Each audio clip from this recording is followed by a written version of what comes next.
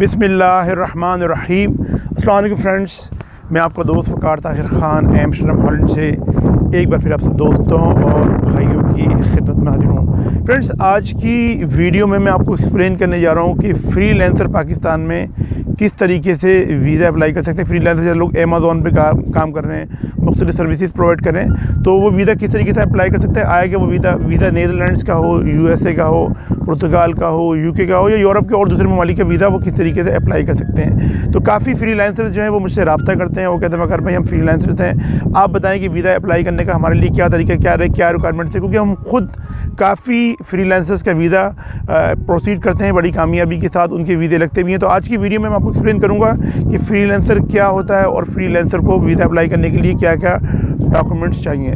देखिए friends, freelancer सबसे पहले तो एक्सप्लेन करते हैं कि वो फ्रीलांसर क्या होता है। फ्रीलांसर एक वो शख्स होता है जो ना ही किसी कंपनी में काम कर रहा होता है, ना ही किसी कंपनी का वो ना उसकी अपनी कंपनी है, ना वो किसी कंपनी का मुलाजिम है। वो इंडिपेंडेंटली काम कर रहा होता है। वो मुख्तलिफ कंपनी से मुख्तलिफ असाइनमेंट्स लेता है। जैसे आजकल जो सिस्टम चल रहा है, लोग bolt.com जो है कि उस पर काम करते हैं और बहुत से लोग अमेज़ॉन पे काम कर रहे हैं, और इसी तरीके से बहुत से लोग जो हैं वो सॉफ्टवेयर का काम करते हैं। जैसे बहुत से लोग डिजिटल मार्केटिंग की सर्विसेज प्रोवाइड करते हैं, SEO करके दे रहे हैं लोगों को, वेब डिज़ाइनिंग करके दे रहे हैं, डिजिटल मार्केटिंग की जो भी सर्विसेज है वो ऑनलाइन प्रोवाइड कर रहे होते हैं। तो इसे कहते हैं फ्रीलांसर। तो फ्रीलांसर के लिए अब ज़रूरी नहीं है कि उसके लिए अपनी कंपनी का रजिस्ट्रेशन चैम्बर ऑफ कॉमर्स में करवाना ज़रूरी है। उसके लिए कोई ऐसी ऑब्लिगेशन या कोई ऐसा रेगुलेशन नहीं है कि वो चैम्बर ऑफ कॉमर्स में जाए और वहाँ पे अपनी कंपनी को रजिस्टर्ड करवाए। अब उसके लिए जो मेन चीज़ है कि उसके बाद अपना एक बैंक अकाउंट होना चाहिए। ज़रूरी नहीं कि उसके बाद बिज़नेस अकाउंट हो, क्योंकि बिज़नेसमैन तो वो है नहीं, वो ये सारे मामले अपने एक पर्सनल अकाउंट में भी कर सकता है। यानी जिन लोगों को वो सर्विसेज प्रोवाइड कर रहा है, कोई फ़र्ज़ करें एक फ्रीलांसर जो है वो किसी कंपनी को या किसी शख्स को वेब डिज़ाइनिंग करके दे रहा है या उसका वेबसाइट बना के दे रहा है, तो वो जो उसके पैसे हैं वो कैश लेना चाहे तो कैश भी ले सकता है। और उसका अच्छा तरीकाकार ये होगा कि वो अपने अकाउंट में पैसे मंगवाए, और ये पता भी लगा रहा होगा कि ये पैसे जो हैं वो आपने जो सर्विसेज प्रोवाइड की हैं उसके पैसे आपके अकाउंट के अंदर आए।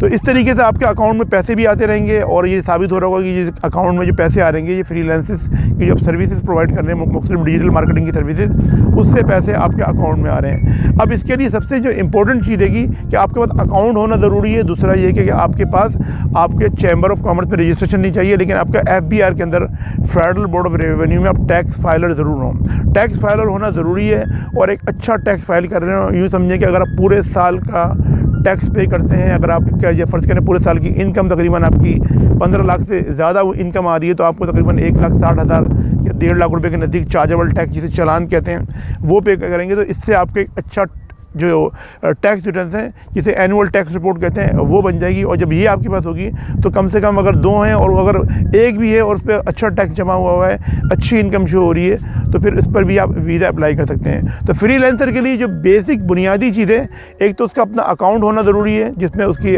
जो सर्विसेज प्रोवाइड कर रहा है उसके पैसे उसके अकाउंट में आ रहे हो, और दूसरा ये कि उसके जो टैक्स फाइल होने चाहिए, उसका टैक्स रिटर्न उसके टैक्स रिटर्न से साबित हो रहा हो कि उसकी इनकम पूरे साल की अच्छी है और उसमें उसने एक अच्छा चार्जेबल टैक्स जमा किया है। तो ये अगर आपके पास चीज़ें मौजूद हैं तो फिर आप अपना वीज़ा खुद अप्लाई कर सकते हैं, चाहे वो यूरोप के भी किसी मुल्क का हो, शेंगन स्टेट के किसी मुल्क का, USA का हो, कनाडा का हो, UK का हो। इस तरह के लोगों के वीज़े भी लगते हैं, क्योंकि फ्रीलांसर्स ऐसे हैं कि बहुत से फ्रीलांसर्स ऐसे हैं कि उनकी इनकम तो बहुत अच्छी है, $1,000-2,000 $2 भी पाकिस्तान में कमा रहे हैं मंथली, और पूरे साल का जो उनका रेवेन्यू जनरेट होता है वो $12,000-13,000 का और यूरो का होता है। लेकिन उनको पता ही नहीं है कि उनको वीज़ा किस तरीके से प्रोसीड करना है, किस तरीके से अप्लाई करना है, तो इसलिए वो वीज़ा अप्लाई करते नहीं डर के मारे। तो ये तमाम सारी चीज़ें मैंने बता दी कि first of all bank statement, और सेकेंडली आपके पास आपके अच्छे टैक्स रिटर्न्स हों तो आप वीज़ा अप्लाई कर सकते हैं। तो फ्रेंड्स, ये आज की वीडियो, और अगर कोई चीज़ समझ में नहीं आए तो व्हाट्सअप नंबर मैंने आपको भी नीचे स्क्रीन पे चल रहा है, आप रब्ता कर सकते हैं।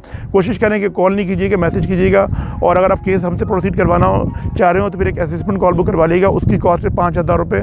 वो जब आप पे करेंगे तो फिर हम तमाम सारी चीज़ें आपके साथ डिटेल से डिस्कस करेंगे, और जब आपका केस प्रोसीड करेंगे तो ये $5,000 हम नेक्स्ट अमाउंट में से माइनस कर देंगे। आप सब अपना बहुत बहुत ख्याल रखें, अपने पेरेंट्स और अपने बुजुर्गों का बहुत ख्याल रखें, और अपने भाई के इस चैनल के भी मैं मिलता हूँ आपसे अपनी नेक्स्ट वीडियो में। अस्सलाम वालेकुम, अल्लाह हाफ़िज़।